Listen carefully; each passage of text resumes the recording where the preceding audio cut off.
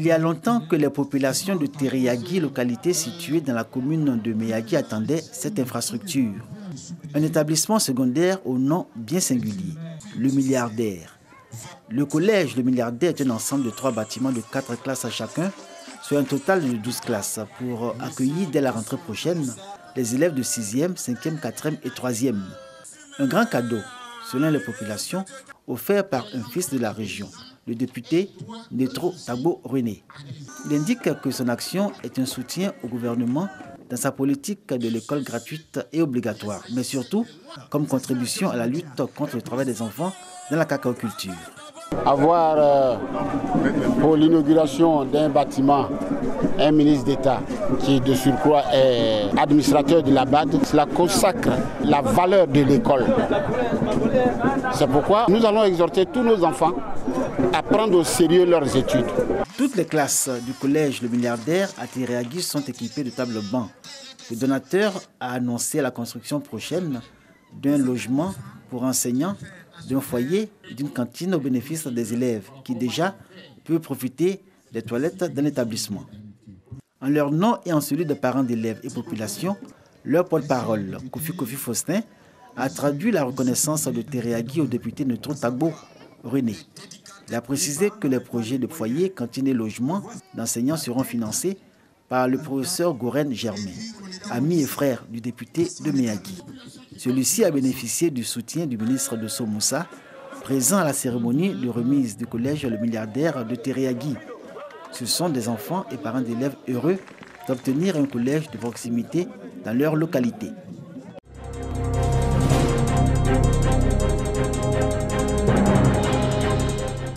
Des chefs Agni avec tous leurs attributs en procession à Gagnoa. Ils viennent matérialiser la volonté de leurs ressortissants de s'établir dans la région du Go tout en gardant leur identité culturelle. Cette communauté forte de plus de 5000 membres s'est établie depuis plusieurs décennies dans la région. Venus de l'Indénié, du Moronou, du Bonda ou du Sanhui, ces Agni ne veulent pas oublier leurs us et coutumes, d'où l'installation de Nanan Kpagné Nglan, enseignant à la retraite, marié et père de 12 enfants. En pays Agni, le chef ne parle pas. Toutefois, les prémices de ces actions sont sûres. Faire en sorte que l'union, la paix et la cohésion sociale fassent tache d'huile entre les Agni et les autochtones d'ethnie Bété, ainsi qu'avec toutes les autres communautés. Monsieur Bani Moran Antoine, il y a très longtemps que vous résidez à Gagnoa. Nous savons que beaucoup d'enfants vous ont manqué d'égard. Aujourd'hui, nous allons vous confier tous ces enfants. Est-ce que vous pouvez pardonner tout ce que ces enfants vous ont commis comme tort?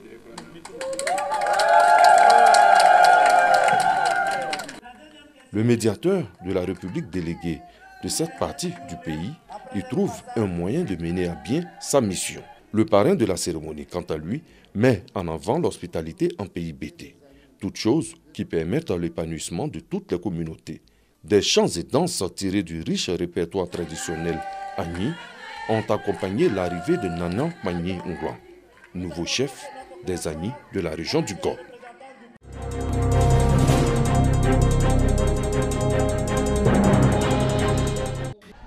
La célébration de la Journée internationale de la femme à Dimbokro, un moment de joie et de bonheur pour les femmes de cette localité. Magnifiées par le préfet de la région du Zi, Nguessambo Jacques, elles ont obtenu la promesse d'un fonds de 50 millions de francs CFA pour financer les activités génératrices de revenus. C'est une promesse de la députée Nzi Eliane, dans la droite ligne de l'inclusion financière pour l'autonomisation des femmes en milieu rural. Il s'agit pour notre gouvernement qui place la femme au cœur de son programme de société en vue de l'émergence à l'horizon 2020, de mettre un point d'honneur sur les conditions de vie de ses mamans, de ses sœurs et de ses filles. 2 tricycles ont été offerts à 2 fédérations de femmes par Adaman Koulibaly, cadre de Dimbokro, pour l'évacuation de leur production vers les zones de commercialisation. Au nom des femmes, le directeur régional représentant le ministère de la Femme, de la Protection de l'Enfant et de la Solidarité dans la région du Zi, Traoré Sekou, a demandé aux élus, cadres et collectivités locales de se pencher sur la situation de cette frange de la population. Les femmes en milieu rural contribuent à hauteur de 70 à 80% à la production alimentaire nationale, mais vivent encore dans la précarité et la misère.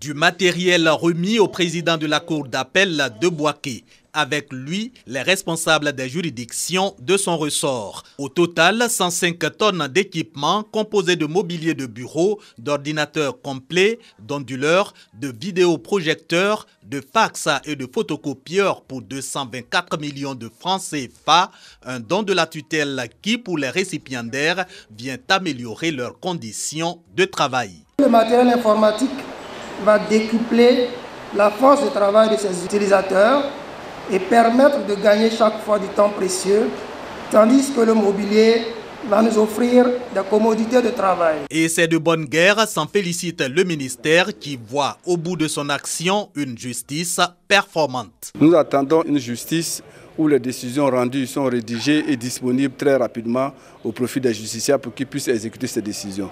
Nous attendons de nos collaborateurs qu'ils soient plus efficaces pour qu'on puisse lutter efficacement contre cette lenteur qui gangrène un peu les activités de gestion.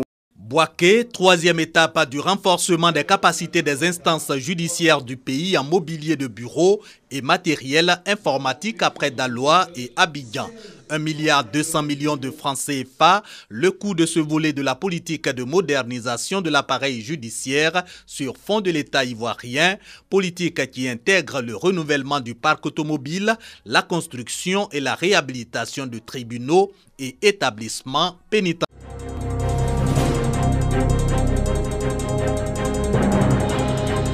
Dans sa recherche de produits de qualité, la société agro-industrielle de la Comoé a récompensé ses meilleurs fournisseurs au cours d'une cérémonie. Cette structure, spécialisée dans l'achat et la transformation de la sève d'EVA, est installée à Agnanssué dans le département d'Abangrou. Ce sont 483 planteurs d'EVA, notamment des coopératives et des planteurs individuels, qui ont bénéficié de cette action dénommée le programme Guassou. L'objectif est d'encourager les planteurs à produire la sève d'EVA de bonne qualité. Quand la coopérative reçoit le Guasso, mais pas derrière ces 900 planteurs, pas derrière ces 1000 planteurs qui ont accepté de se mettre ensemble, qui ont accepté de mettre ensemble leur production, qui font qu'aujourd'hui nous sommes primés. Le lauréat de cette action est reparti avec plusieurs lots composés de 2 motos, 2 tricycles, 300 machettes, 300 couteaux de saignée et un don en espèces d'une valeur de 1 500 000 francs CFA. Cette société agro-industrielle, initiatrice de cette cérémonie, et son partenaire entendent pérenniser cette action sociale au profit de leurs fournisseurs, en vue de les galvaniser à produire encore plus la qualité.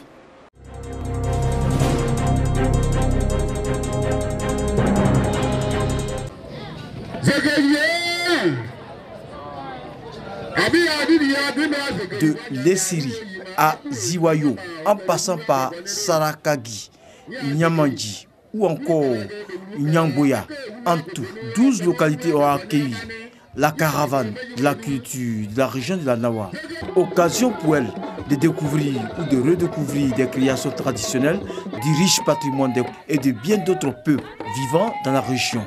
La parade de la compagnie Ivoire Marionnette, médaillée d'or au 8e jeu de la francophonie, accompagnée de la fanfare du Soubri, a constitué la grande attraction de la seconde édition du festival Nawa Culture en fête. Les élus de la Nawa ont pris une part active à la réussite de cet événement populaire, dont l'un des enjeux est de mettre en lumière la diversité culturelle de la région. La culture étant un levier pour le développement touristique et économique, ce festival se veut la vitrine qui va concentrer l'attention du monde sur la grande diversité culturelle dans la région de la Nawa, au-delà de son cacao.